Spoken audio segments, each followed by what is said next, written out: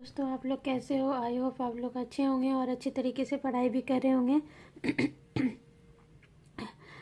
तो आज हम लोग जो है कि क्वेश्चन नंबर 6 पढ़ेंगे कि शिक्षा की समाजशास्त्रीय प्रवृत्ति ने शिक्षा में कौन सी नई विचारधाराओं को उत्पन्न किया।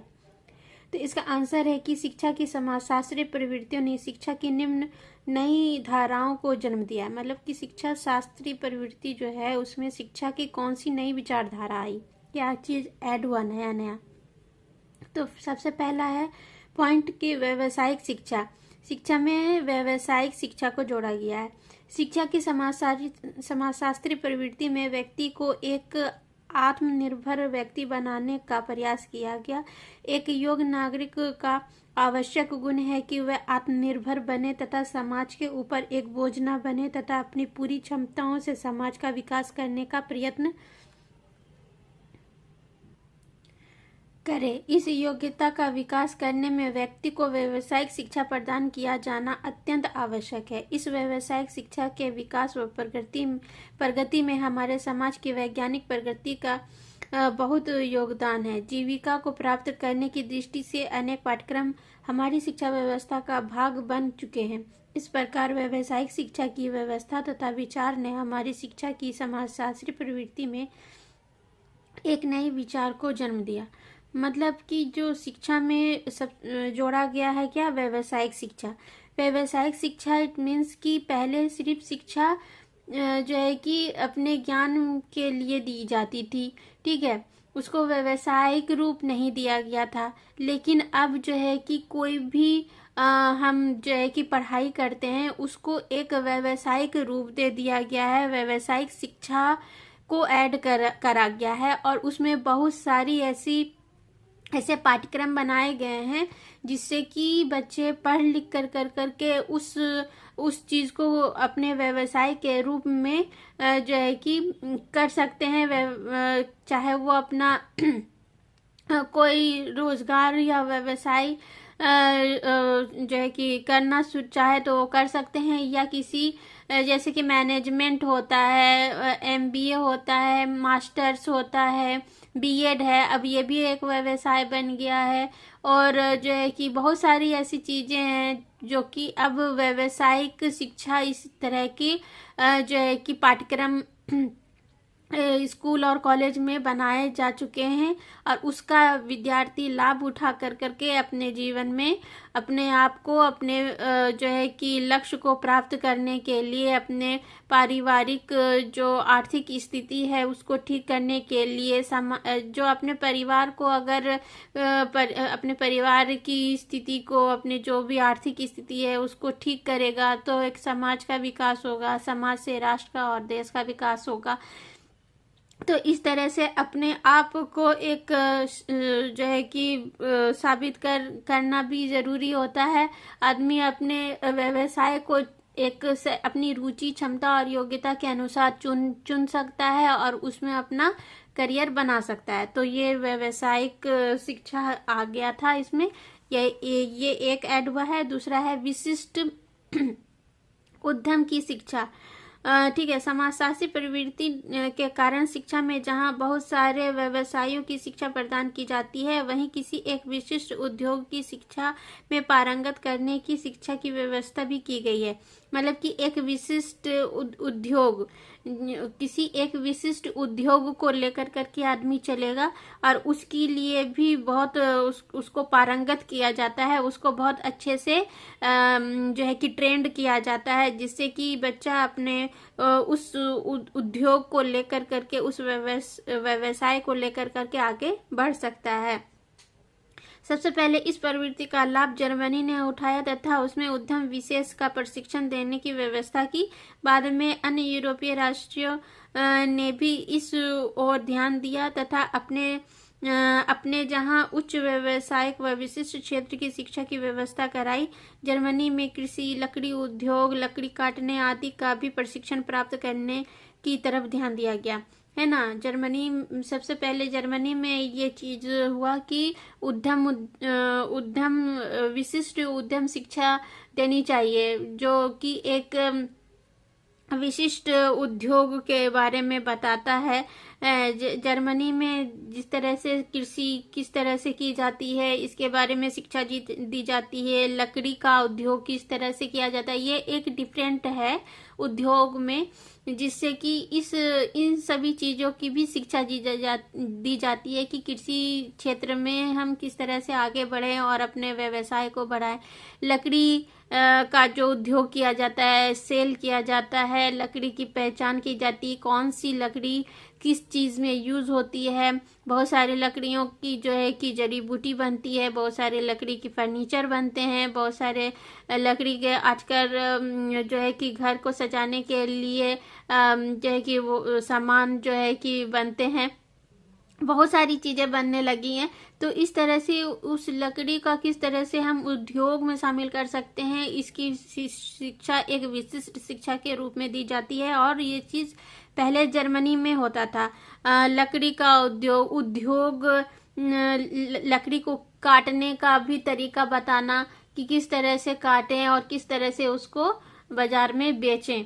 तो ये सारी चीज़ें जो है कि जर्मनी में होती थी, इसकी शिक्षा दी जाती थी। और फिर बाद में एशिया में यूरोपीय कंट्री में यानी कि यूरोपीय कंट्री में दी जाने लगी है। ठीक है।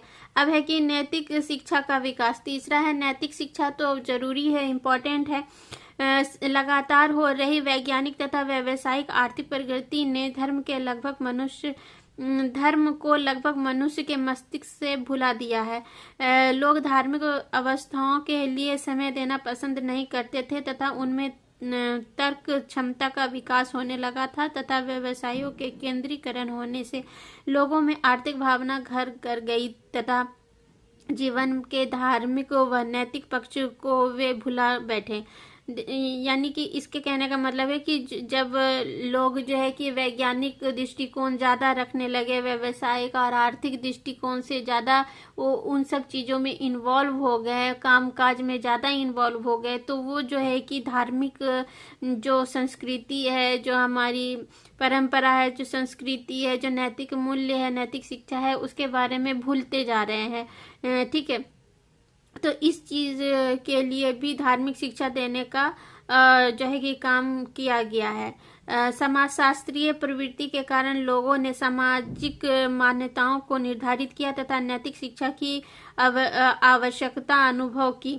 ठीक है। आज नैतिक शिक्षा का स्वरूप किस प्रकार का हो या आज गंभीरता की मतलब कि आज नैतिक शिक्षा का स्वरूप किस प्रकार का हो, ये आज गंभीरता से सोचा जा रहा है। मतलब कि अब जो है कि किस प्रकार से नैतिक शिक्षा आगे की आने वाली जनरेशन को दी जाए, क्योंकि अब की जनरेशन में ये सारी चीज़ों की कमी होती जा रही है। सब लोग जो है कि अपने आपको इतना ज़्यादा मॉडर्न कर लिए हैं कि जो पूजा पाठ है, जो धार्मिक संस्कृति रीति रिवाज है, नैतिकता है, वो सारी चीज़ें लोग भूल गए। आज की जनरेशन को ये सारी चीज़ें अच्छी नहीं लगती है कि किसी बड़े के आगे मतलब कि पैर को झुक कर करके प्रणाम करें। ये सारी चीज़ें नहीं, वो हाय हेलो बाय बाय में, टाटा बाय बाय में बिलीव करते हैं और इसी में अपना टाइम व्यर्थ कर रहे हैं, जो कि अब नहीं है। तो इसीलिए ये सोचा जा रहा है कि अब इस चीज़ को किस तरह से लाएं जिससे कि आज के मॉडर्न युग के बच्चों को भी नैतिक मूल्य उसके अंदर होने चाहिए। ठीक है। ये एक गंभीर विषय बनता जा रहा है। ठीक है। पिछले कई वर्षों से यूरोप के सभी देशों ने नैतिक शिक्षा पर विशेष बल दिया जा रहा है। फ्रांस में किसी भी धर्म या समुदाय की शिक्षा नहीं दी जाती है। वहाँ नैतिक शिक्षा का आधार आचरण माना जाता है। जो फ्रांस है वहाँ पर किसी भी धर्म या संप्रदाय की शिक्षा नहीं दी जाती है। वहाँ पर जो नैतिक शिक्षा का आधार जो होता है वो आचरण होता है। उसका आचरण किस तरह का है, यही मेन इम्पोर्टेंट है और इसी की शिक्षा दी जाती है। ठीक है। इंग्लैंड तथा जर्मनी में नैतिक शिक्षा के पाठ्यक्रम में धर्म को स्थान दिया गया। आज प्रजातांत्रिक विचारधारा के प्रभाव से नैतिक शिक्षा का आधार आचरण को माना जाता है और धर्म को इससे दूर कर दिया गया है। आजकल जो नैतिक शिक्षा का आधार है वो आचरण बन गया है कि किसका आचरण कैसा होगा। ठीक है। और धर्म जो हमारे धर्म से रिलेटेड जो भी कुछ है, रीति रिवाज, परंपराएं हैं, मूल्य हैं, उनको इससे बहुत दूर कर दिया गया है। अब देखो इंडिया के बच्चे, बहुत जो अमीर घर के बच्चे होते हैं, वो लोग क्या अपने बच्चे को विदेश पढ़ने के लिए भेज देते हैं। तो अब वो कहाँ क्या सीखेगा? विदेशी कल्चर ही सीखेगा जो वहाँ पर होता है। तो वही चीज जब इंडिया में आता है तो वो थोड़े ना जा करके यहाँ के धार्मिक संस्कृति और रीति रिवाज को मानेगा, जो उसको उसको क्या लगता है, ऑकवर्ड फील कराता है वो सब चीजें।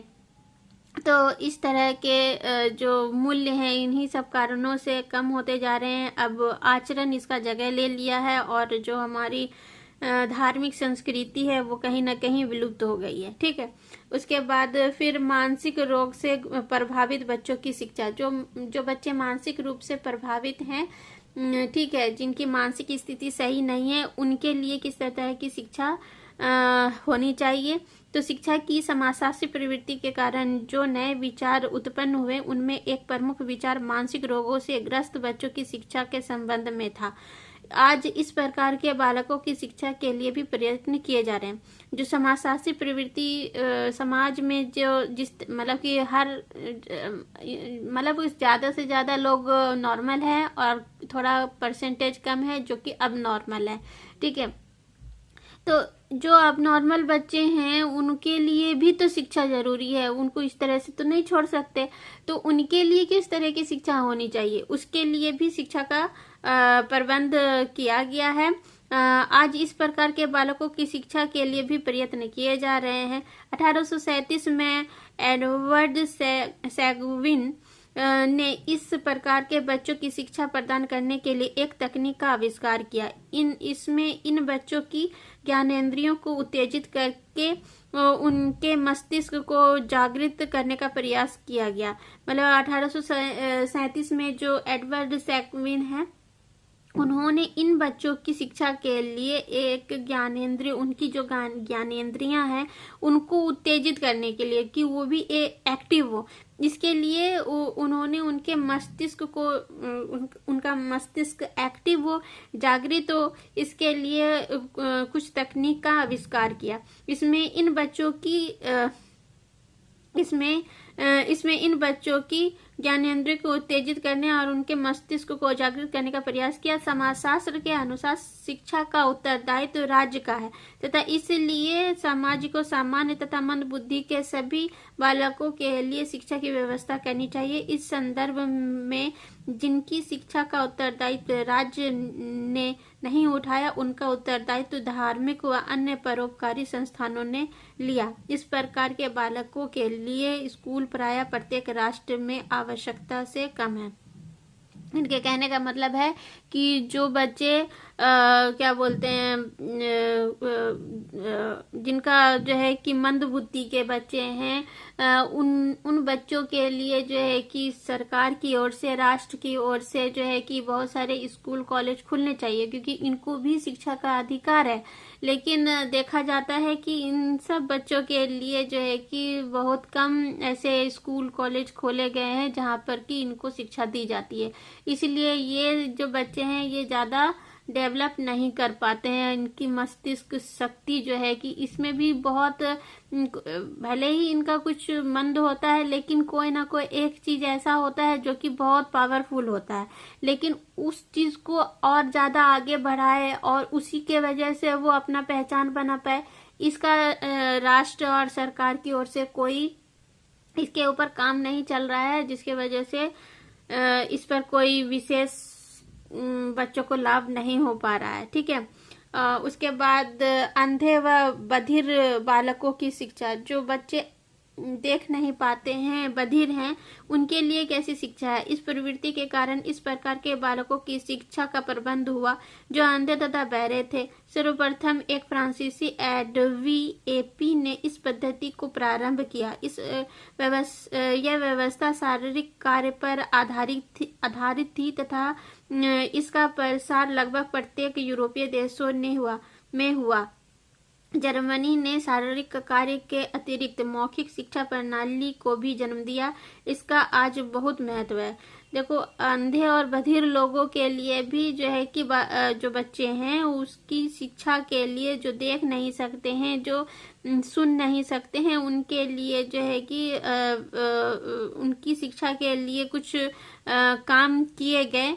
फ्रांसीसी एडविन एपी ने इस पद्धति को प्रारंभ किया। यह व्यवस्था शारीरिक कार्य पर अधिक होती है, मतलब इनके जो शारीरिक कार्य होते हैं वो ज़्यादा एक्टिव करा दिए जाते हैं। इससे ये बच्चे जो है कि अपने जो है कि कार्य को सही तरीके से कर पाते हैं। और इनकी पढ़ाई के लिए भी जो है कि सरकार की ओर से कुछ प्रयत्न किए गए हैं जिससे कि ये शिक्षा प्राप्त कर सकते हैं और अपने आपको समाज में कुछ पोजीशन दिलवा सकते हैं। ठीक है, तो हम देखते हैं कि न्यूज़ में भी कुछ जो बधिर लोग हैं, जो गूंगे बहरे हैं, वो लोग न्यूज़ पढ़ते हैं। इसलिए पढ़ते हैं क्योंकि उनको उनकी दूसरी तरह की शिक्षा दी जाती है, उनको पढ़ाया लिखा जाता है। और जो थोड़ा देख नहीं सकते हैं उनके लिए भी इस तरह की शिक्षा का आयोजन किया गया है जिससे कि वो अपना करियर बना सकें। ठीक है, तो ये हो गया कि अंधे व बधिर बालकों की शिक्षा में क्या क्या काम किए गए हैं। और अभी भी बहुत कम ऐसे बच्चे हैं जो कि आगे बढ़ पा रहे हैं इस टाइप के। बहुत जरूरी है हमारे देश में इन बच्चों को आगे बढ़ाने के लिए बहुत सारे स्कूल और कॉलेजों का होना, ताकि और जो भी इनकी सुविधाएं, इनके पढ़ाने लिखाने में जो भी जो है कि उपकरण का उपयोग किया जाता है, उन सारी चीज़ों को भी इनको प्रोवाइड करवाना स्कूल कॉलेज में, ताकि ये जो है कि अपनी शिक्षा प्राप्त कर सकें। इस तरह के सारे बच्चे अपनी शिक्षा प्राप्त कर सकें और अपना करियर बना सकें। ठीक है, तीव्र बुद्धि वाले असाधारण बालकों की शिक्षा। तीव्र बुद्धि वाले बालक जो होते हैं उनको मतलब कि जरूरत से ज्यादा ही बुद्धि होता है। वो छोटे बच्चे होकर जो है कि कभी कभी ग्रेजुएशन के लेवल का बात करते हैं, कभी बहुत ज्यादा हाई मतलब उनका जो दिमाग होता है वो बहुत ज्यादा आगे होता है, वक्त से भी ज्यादा आगे बढ़ा हुआ रहता है, वो सब कुछ जानते हैं। ठीक है, तो इस तरह के बच्चे जो है कि बहुत दिमाग के तेज होते हैं। शिक्षा की समाजशास्त्रीय प्रवृत्ति ने असाधारण बुद्धि वाले बालकों की शिक्षा की व्यवस्था की। इस संबंध में फ्रांसीसी मनोवैज्ञानिक एल्फ्रेड बिने का योगदान प्रमुख है। मतलब कि जो असाधारण बुद्धि वाले बच्चे हैं उनमें जो फ्रांसीसी मनोवैज्ञानिक है जिनका नाम है एल्फ्रेड बिने, इनका योगदान बहुत प्रमुख है। ठीक है, बिने ने असाधारण बालकों की बुद्धि परीक्षण की प्रणाली, बिने के बुद्धि परीक्षण प्रणाली को तो आप ने पढ़ा होगा शायद।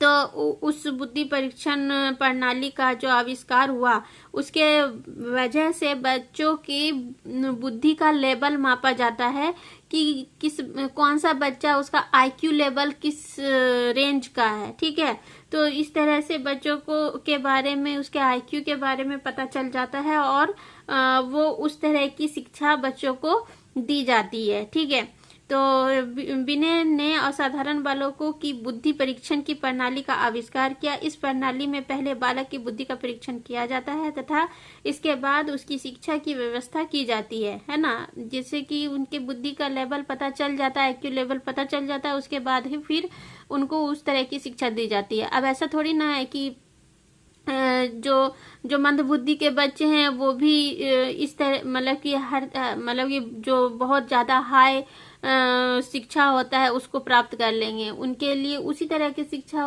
का प्रबंध किया जाएगा और जो तीव्र बुद्धि वाले बच्चे हैं उनको उस तरह की शिक्षा दी जाएगी, है ना। तो ये हुआ। उसके बाद फिर इस प्रणाली में पहले बालक की बुद्धि का परीक्षण किया जाता है, उसके बाद उसकी शिक्षा की व्यवस्था की जाती है। पहले उनके लेवल को देख लिया जाता है, फिर उसी तरह की शिक्षा उनको दी जाती है। आज के समय में अमेरिका असाधारण बालकों की शिक्षा व्यवस्था में सबसे आगे है तथा नॉर्थ थॉर्नडाइक ने इस संबंध में अमेरिका में बहुत कार्य किया। थॉर्नडाइक का भी बुद्धि परीक्षण है, उन्होंने भी इस पर बहुत सारे काम किए हैं, जिससे कि जो साधारण बच्चे हैं, जो मंद बुद्धि बच्चे हैं, जो तीव्र बुद्धि वाले बच्चे हैं, उन सब का आईक्यू लेवल को चेक किया गया, किसका लेवल कहाँ तक का है। उसके बाद फिर उनके उसी तरह की शिक्षा की व्यवस्था की गई है। ठीक है, तो अब इंडिया में भी इस तरह के काम हो रहे हैं, जिससे कि उनको भी मतलब कि जो तीव्र बुद्धि वाले बच्चे हैं तो उनको किस तरह की शिक्षा मिलनी चाहिए। अब अगर ये देखें कि एज के अकॉर्डिंग उनको 1 क्लास में ही पढ़ाई करनी चाहिए, तो फिर इस तरह का वो एजुकेशन एडजस्ट नहीं कर पाते हैं, क्योंकि उनका जो आईक्यू लेवल है वो 1 क्लास के लेवल का नहीं है। उनका लेवल कहाँ है, हाई है, मतलब कि ग्रेजुएशन लेवल का हो सकता है या मास्टर्स डिग्री का हो सकता है या उससे भी कहीं ज़्यादा। तो इस तरह से जो है कि जिस तरह का उनके आईक्यू का लेवल होगा, बुद्धि का लेवल होगा, उसी तरह की उनको शिक्षा दी जाएगी। ठीक है, तो अब उसके बाद फिर अन्य कार्य। ठीक है, अन्य कार्य में क्या हुआ कि समाजशास्त्री प्रवृत्ति में शिक्षा में अनेक नए विचार व नए धाराओं का जन्म हुआ है। आज शिक्षा के केंद्रीकरण की मांग पर बल दिया जा रहा है, मतलब कि अब जो है कि शिक्षा को सेंट्रलाइज करने के ऊपर बल दिया जा रहा है। शिक्षा के पाठ्यक्रम में बालकों में शारीरिक तथा मानसिक विकास को ध्यान में रखा जाता है। डॉक्टरों के द्वारा स्कूल में स्वास्थ्य की जांच की जाती है तथा अभिभावकों को भी बालकों के स्वास्थ्य के संबंध में सुझाव दिए जाते हैं। आज शिक्षा को एक व्यवसाय के रूप में चलाया जा रहा है तथा इसके मनोवैज्ञानिक पक्ष पर ध्यान दिया जाने लगा है। इसके अतिरिक्त शिक्षक आज अपनी मांगों को मनवाने के लिए संगठन के माध्यम से सरकार पर दबाव बनाते हैं तथा छात्रों के संगठन भी सरकार व विद्यालयों से छात्र हित में सुविधाएं प्राप्त करते हैं। इस प्रकार शिक्षा की समाजशास्त्री प्रवृत्ति से शिक्षा के क्षेत्र में एक क्रांति आ गई है, जिसके फलस्वरूप समाज एक शैक्षिक जागृत उन्नति हो गई है। मतलब कि इसमें जो है कि शिक्षा को जो है कि केंद्रीयकरण की मांग शिक्षा के लिए की जा रही है कि इसको भी केंद्रीयकरण इसका किया जाए ताकि इसकी प्रगति हो सके, शिक्षा में नए नए चीजों को ऐड किया जा सके ताकि इसका भी विकास हो और बच्चों को इससे लाभ हो और साथ ही साथ शिक्षा संस्थानों को भी लाभ हो। शिक्षा संस्थान अब जो है कि और जो है कि जो स्कूल में जो है कि बच्चे के किस प्रकार के हैं, तो टीचर्स को अपने बच्चों पर पूरा ध्यान देना जरूरी है ताकि टीचर जो है कि बच्चों को देख के उनके पढ़ने में किस प्रकार के हैं, नहीं हो पा रहा है क्या उनसे सही से स्टडी, तो क्यों नहीं हो पा रहा है, इसके पीछे क्या रीजन है, डॉक्टर से चेकअप करवाना और फिर उनके माता पिता से उसके बारे में डिस्कस करना, फिर उनके माता पिता को सारी चीजें बता करके उनकी क्या योग्यता है, क्या क्षमता है, कितना लेवल है उनके बुद्धि का, इस चीजों को देख करके समझ करके उनके एजुकेशन को करवाना। ठीक है, अगर कोई प्रॉब्लम है तो उसको डॉक्टर के द्वारा उसको ठीक करवा करके उसको जो है कि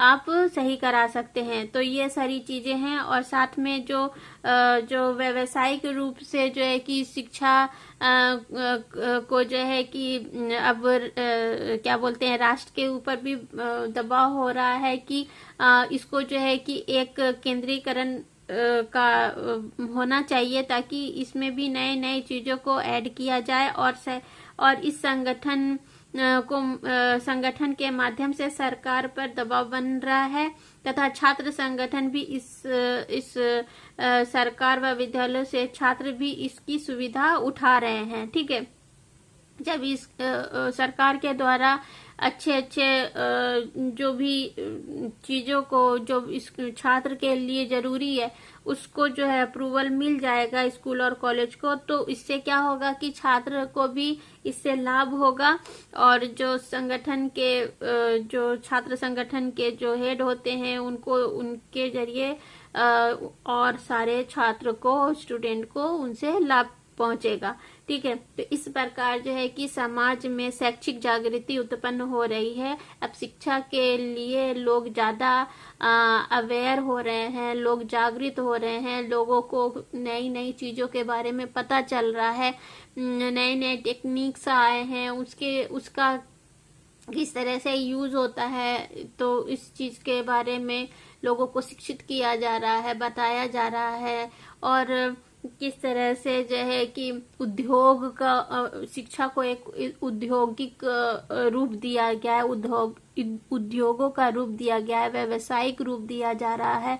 तो इस तरह से शिक्षा को इस मॉडल पे बनाया जा रहा है ताकि बच्चों को आगे चल के उनकी रोजगार से रिलेटेड कोई समस्या ना हो, उनको अपने जो है कि जो आर्थिक स्थिति है उसको सही आराम से कर सके और अपना समाज का, अपने घर का, अपने समाज का, अपने राष्ट्र का जो है कि कल्याण कर सके, उसको और भी ज्यादा बढ़ा सके, क्योंकि जो नया जनरेशन है वही आगे कल का फ्यूचर बनता है। ठीक है, तो जब अभी हम इस चीज को अपने जनरेशन को नए नए चीजों से अवगत कराएंगे, उसको अवेयर कराएंगे, उसको ज्यादा से ज्यादा हर चीज की शिक्षा देंगे, उसको व्यावसायिक रूप देना शुरू करेंगे, तभी आगे का हमारा और भी ज्यादा प्रोग्रेस होगा, हमारा भी होगा, हमारे घर का होगा, हमारे परिवार का होगा, हमारे समाज का होगा, दूसरे समाज हमको देख करके मेरे समाज के आस पड़ोस के लोग देखेंगे और वो उनसे जानेंगे,